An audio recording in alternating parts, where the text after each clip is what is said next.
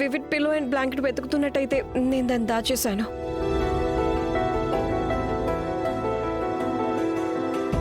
నేను ఇది లాక్ చేసేసాను.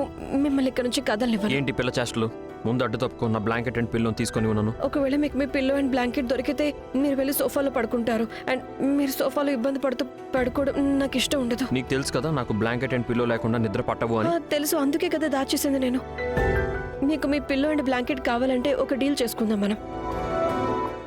మీరు నన్ను క్షమించేస్తే నేను మీకు మీ పిల్లో అండ్ బ్లాంకెట్ తిరిగి ఇచ్చేస్తాను.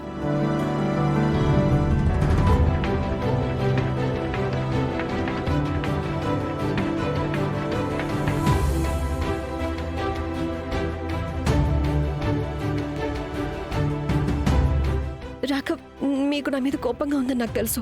మీరు నా కోసం చాలా మంచి సర్ప్రైజ్ ప్లాన్ చేశారు. నేను డెకరేషన్ మొత్తం చూశాను, చాలా అందంగా ఉంది. కానీ మొత్తం పగలగొట్టక ముందు వరకు. కానీ రాఘవ్, ఏది ముఖ్యం, ఆ ప్లేసా లేక మీరు నాకు చెప్పాలనుకునే విషయమా? ఆ విషయం ఏంటి? ప్లీజ్ చెప్పండి, మీరేం చెప్పాలనుకున్నారు?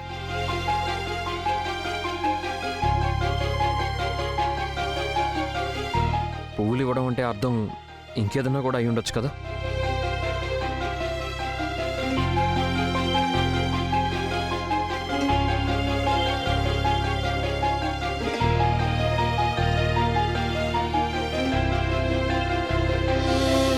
రాఘవ్, నేను చెప్తున్నాను కదా నేను చేసిన తప్పే అని.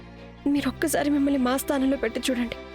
ఒకవేళ ఎవరైనా నా దగ్గరకు వచ్చి చెప్పారే అనుకోండి, వాళ్ళ దగ్గర ఉన్న క్లూతో మా నాన్నగారు ఎలా చనిపోయారో నాకు తెలుస్తుంది అని చెప్తే, అప్పుడు నేను అన్నీ వదిలేసి ఆ క్లూ ఏంటో తెలుసుకోవడానికి నన్ను వెళ్ళకూడదని మీరు అంటారా?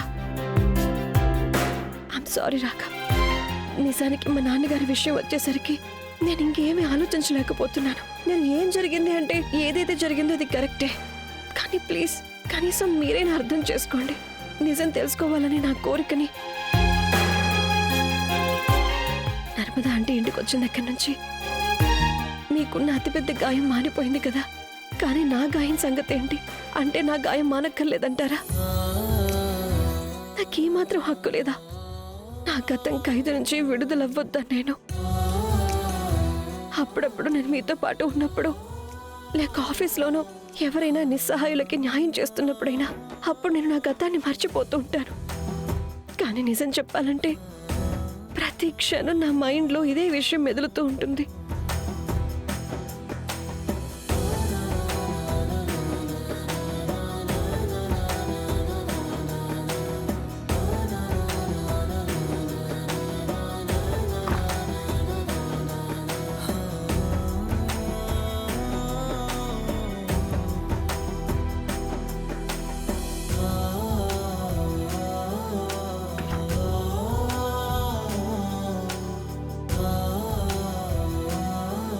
మీరిక్కడే పడుకోండి, నేను సోఫాలో పడుకుంటాను.